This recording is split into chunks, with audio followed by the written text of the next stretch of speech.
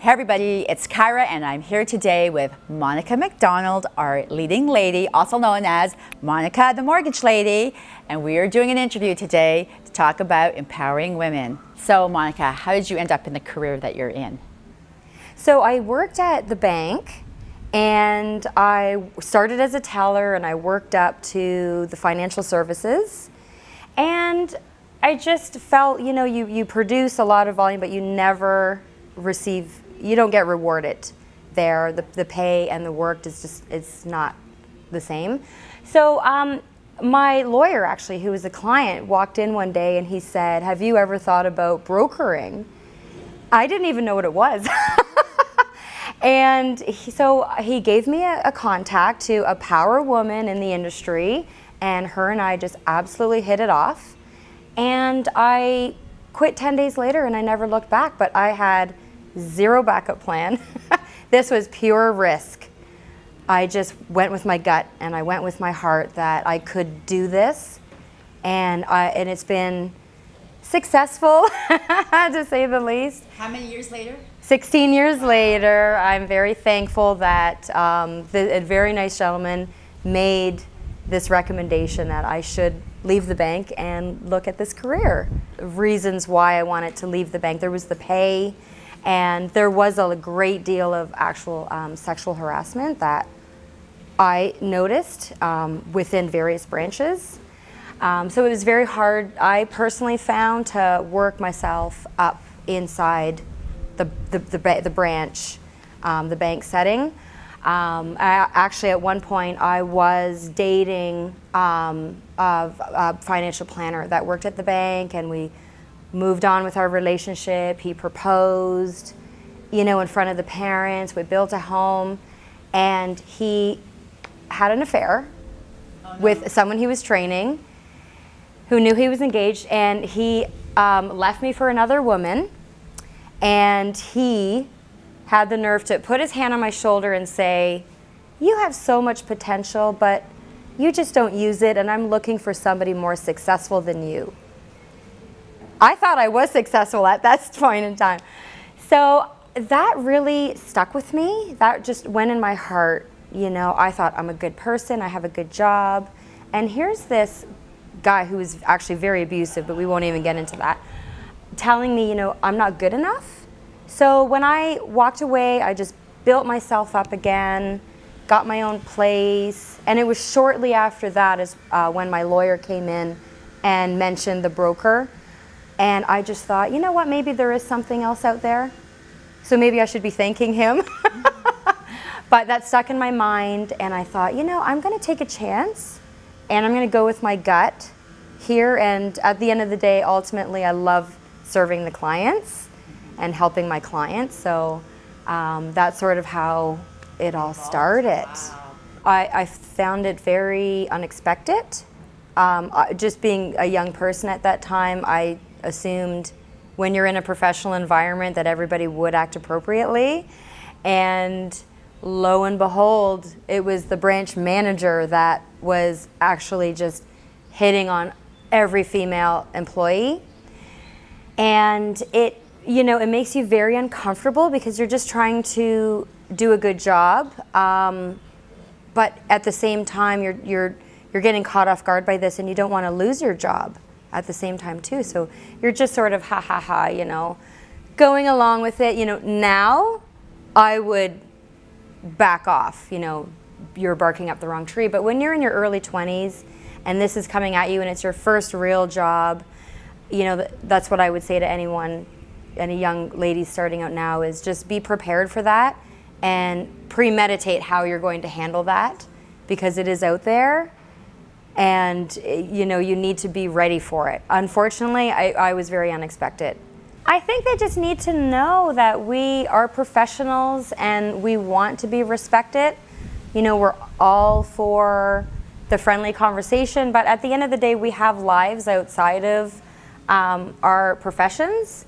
And I want my spouse to be respected. I want to be respected as a person, as a professional. As a human being, not you're a man, I'm a woman. I don't say whatever I want to them. I'm careful with what I'm saying to them. So I would expect the same. How I'm treating you is how you can treat me. So I would expect them to look at the women and just think, we're equal. Right. We're equal, and we should not say rude, out of line comments, or hand on the shoulder. I mean, that's, you have to have that relationship with your colleagues. Absolutely. Think back 10 years ago. Is this where you envisioned you would be? I envisioned close to it, but it's far surpassed my wildest dreams. Good for you. Yeah. Just, the clients, like meeting so many amazing people, surrounding myself with so many great people. I have a great team of ladies.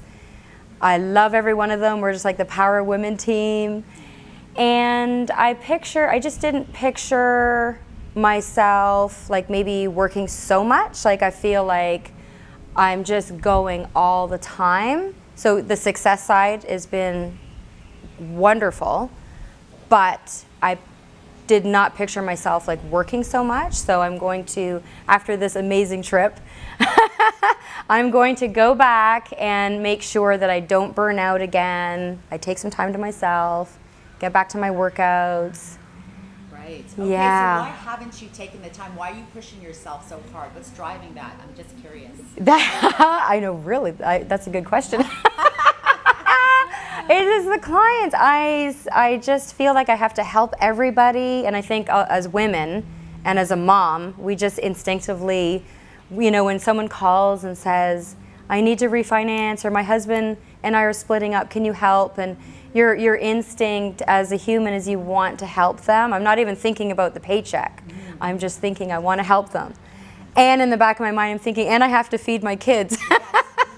So, you want to get a paycheck and help your clients, but you can't forget about yourself. Yes. You have to book time for yourself. And what is your magical success formula? So the magical formula is get up and, just get at it and just believe in everything you do and do everything honestly, professionally. And when you go to bed at night, and this is how I started from day one, I have to lay my head down on the pillow and know that I did everything honestly for my clients. And that's my magical secret, is always being honest and working in the heart zone. And I think that's the magic secret, is the clients can see that you're speaking from your heart. You're not trying to sell them something. Right. You are truly trying to help them with what they're looking for. And I think that's just the secret, is just being myself. Yeah, having their best interests at And heart. having their best interests, exactly. So what's something that people don't know about you that would surprise them? I actually joined karate 2 years ago, and I am one belt away from black belt. OMG. Yes! So what made you do that? So just, always telling people, what to do. I want it to be in an environment where somebody was telling me what to do. And I just wanted that focus, that discipline, that strength. That strength as a woman, I cannot tell you what karate has done for my life. Really? Like learning the self-defense, because I go to a lot of my clients' houses. So traveling from the car to their home, sometimes I feel like I'm in a dangerous neighborhood. So I originally joined for the self-defense techniques for that purpose. But it's been more like just the power as a woman. I mean, I'm sparring with grown men here. Love it. Oh yeah. Sometimes I'm the only woman in the whole class. Wow. And can I tell you, these karate guys, I mean, we're talking pure respect. I enter into the dojo, and they don't care if I'm a woman, a man, old, young. They respect the students, and that has been a great experience for me, to get that kind of respect from the men. Just having so many bad experiences in the business field with the sexual harassment, going into something and just feeling so empowered as a woman and getting respect from the men on top of it, it's just been amazing. Knowing that's possible, it's possible. Right, and then just believing, just, you know, because it's very, very hard. I mean, I'm 45 years old. Like, what am I doing? It's killer. But it's just, again, it's just believing that it's possible. That I think I'll be 46 when I get my black belt, that anything is possible if you set your mind to it. So have you ever had to deal with a woman who was perhaps threatened by your success or trying to keep you down in some way? And if so, how did you deal with that? Oh, definitely, definitely. I chalk it up to just pure jealousy. And jealousy reeks its ugly head, right? So I just try to walk away from that. I've had people actually come to work for me, and they see your home, they see you being successful, and they just can't handle it. So I don't have those people around me. If they're going to bring their jealousy to me, I mean, I work hard, really, really hard for what I have. So if somebody's going to come into my world and bring negativity, I get it out right away. Social gardening. Social gardening. I've lost friends. This is, you work your way up and you find out who your real friends are. And my real friends, my power women, they support me 1,000%. They know I don't take vacation. They know I work 7 days a week. So they say, you work hard for this, like you deserve it. And those are the people that I surround myself around. If somebody says, you can't do this, or you have this or that, that's not fair, you have this. Well, you know what, I work hard and success is okay, and I'm going to be feeling very comfortable with it. What advice would you give the next generation of young women? I would definitely say, don't listen to anyone that says you can't do it. Believe in yourself and go for it. Try everything, try different things, believe in yourself, and don't let anyone hold you back, but just be ready to work hard. It's not going to be handed down to you. I think a lot of young people sort of, they see someone being successful and they think it's easy. You can just come in and it's handed down to you and it's easy, but it's difficult. You have to start at the bottom. You have to climb the ladder like all of us did. You can't start at the top. Just start at the bottom. You learn everything down here. Yeah. That's where the base comes from. So don't rush it. Just start at the bottom, work your way up, be a sponge, and listen to what everybody's saying. That's personally what I did when I started at the bank. I spent hours of voluntary time, zero pay, just sitting there with my notepad in other people's transactions as a fly on the wall, just writing everything they were saying, just grabbing information from anybody I could. I talk a lot now, but I didn't talk then. I did a lot of listening. And I was just a sponge, just retaining all that information and just finding myself. So I would definitely say to any young people coming in, don't try to jump up to the top. Start at the bottom and take your journey up to the top, because that's going to make you who you are, successful in the end. How have you handled failures in life, and how did you overcome a setback? That's a good question, because I've had a lot. And just what we were saying before, people getting jealous, like it wasn't all a garden of flowers. I've had a million setbacks through this entire journey. Divorce, twice. I feel ya. All right, three's a charm. And we connect on that.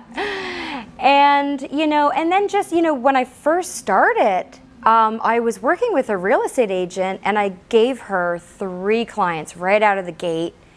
And she actually took my first 3 clients when I left the bank, left the salary, went to straight commission, and she took my 3 clients and took them to her mortgage broker. And it devastated me. I actually remember just laying on the couch, throwing my arm up and saying, what have I done? OMG, what have I done? Should I call my manager again and go back there? So I just mentally, this is, you have to be strong in your mind. Got off the couch, rolled up my sleeves, And got on the desk, got on the phone, and just kept going. And even, you know, the divorce, I mean, it was very sad and it was terrible, but just mentally saying, you can start over. Like, you have a long life. Like, this is a setback, regroup, start over, push the reset button, as Dr. Phil would say. Push the restart button and reinvent yourself. You can reinvent yourself at any time. And that's when I came out with Monica the Mortgage Lady. Nice. Yeah, it was just, okay, well, who am I in this world? Okay, in the business world. My clients really caught on to it. And a funny story, how I came to that was my last name kept changing. And I didn't want my clients to think, well, who is she now? So I said, just get rid of the last name. I'm Monica the Mortgage Lady. That's all you got to know. Have you ever struggled with an emotional glass ceiling? And if so, what'd you do to overcome it? Well, I've had a recent one. Some of you who used to know me, I had hair, like long hair, like my hair looked like your wig, but blonde. This is all natural. What are you talking about, Monica?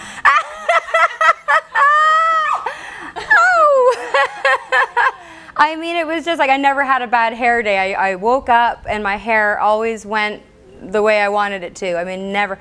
And I won't bore you with the whole situation, but I'd used a product and I had an allergic reaction to a product where they didn't disclose all the ingredients. And I'm actually in a whole class action lawsuit. There's 22,000 people suing. But with that being said, all my hair was it was severe burning and my hair actually started falling out in chunks. Oh my God. So I thought, okay, yeah, how am I going to go sign up that client when I have like bald spots all over my head? So my husband and I, number 3, the great guy, we just sat down at the table and we just had to make a decision for him to shave my head.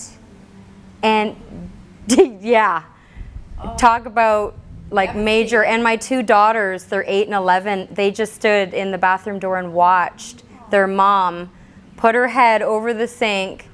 And can I tell you the feeling of that razor going up the back of my neck and just any last piece of hair I had was just shaved. I looked like Sinead O'Connor. But you know what? I took that and I started dancing. I couldn't believe, because I said to my daughters, don't worry, I got 2 arms, 2 legs, I can see, I can hear, I can still write mortgages. I just don't have any hair.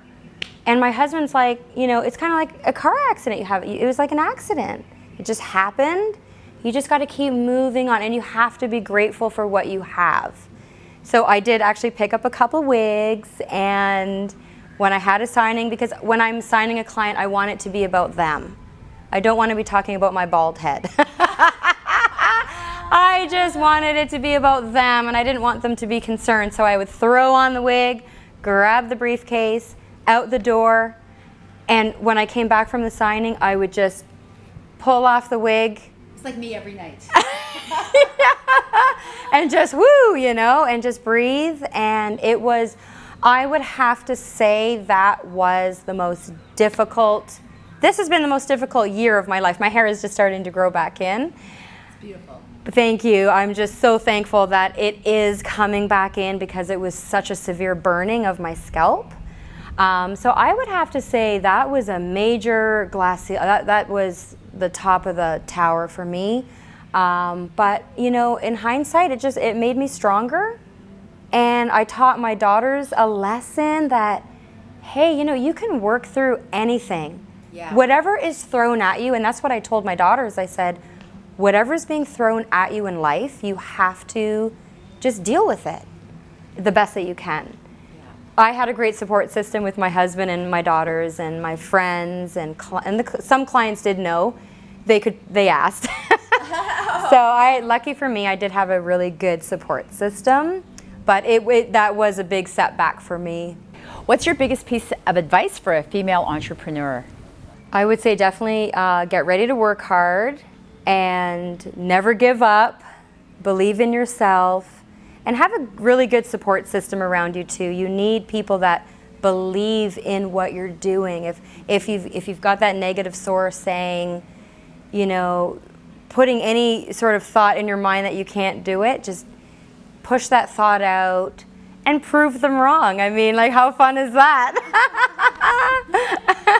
Very fun. Yes. Success is the best revenge. Exactly. So how do you balance being a mother and a busy working professional? Every woman wants to know this. Wow, that is my life. I did not take maternity leave when I had my daughters. In fact, I worked on the way to the hospital.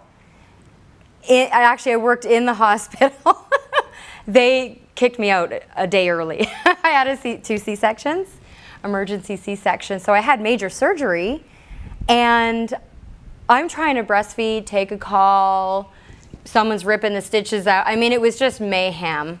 I just didn't skip a beat. I just kept going. So I would sit at the desk and put the feeding pillow around me, put the baby on the boob. I had the headset on so I could type at the same time.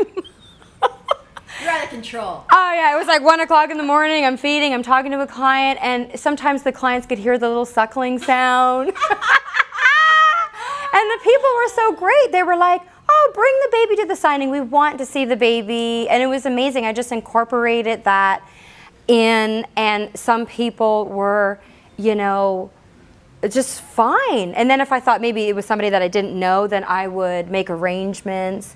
But I just kept going, and I was thankful for it, because I think if I was out of the workforce for that year, I really thought I would have been lost. I would have lost it. So I was happy to keep going and have that you know, non-baby activity going on. Yeah. Right? And then now it's interesting because my daughters are 8 and 11, so they have always grown up in this mom's office is in the house. They see, you know, people coming in and out, my staff, like my agents, clients. When I'm on the phone, mom's on the phone, be quiet, I'm calling a client, and they know immediately, yeah. Don't talk.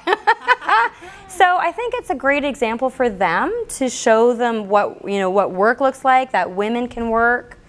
And I really, really believe that this is going to be instilled in my daughters, that, you know, you can do whatever you want to do. You can be whatever you want to be. They've witnessed their mom working from the day they were born to now. And my youngest wants to be a mortgage agent. And I see her pretending she's on a work call on my phone. It's really cute. But and they shred paper, and I get them doing activities in the office. Good. So you just have to balance it. You have to have great time management, great support system. If you have a last minute signing, someone that you trust to watch your kids, that's key. And just time management it all out. It can be done 1,000%. So what have you sacrificed personally while you've been building your career? So I think I mentioned at the beginning, I've been sacrificing, you know, taking vacation and taking time to myself. So I would definitely say try to avoid that, because, you know, you'll burn out.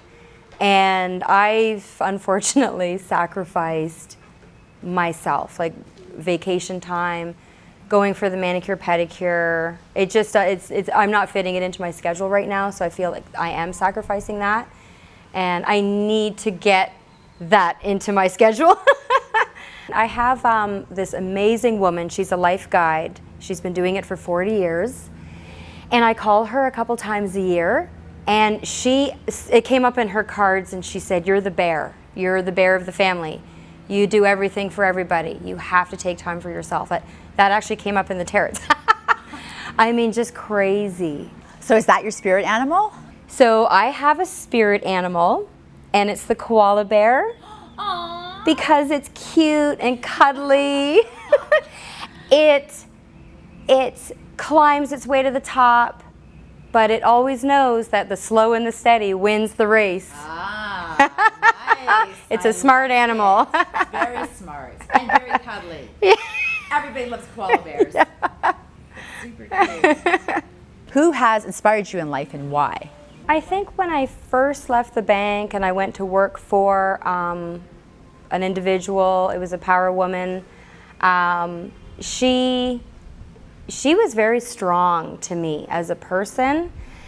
And coming into this line of work, it amazed me how strong she was with her clients, her BDMs, her underwriters. I mean, they always knew where she stood. And I learned a lot from her, and I appreciated that. When you say strong, define strong. I mean, everything about her, like her, I mean, just even her voice, her direction to everybody. I need this, and I need this done by this time. So she was setting expectations with everybody around her to get the job done.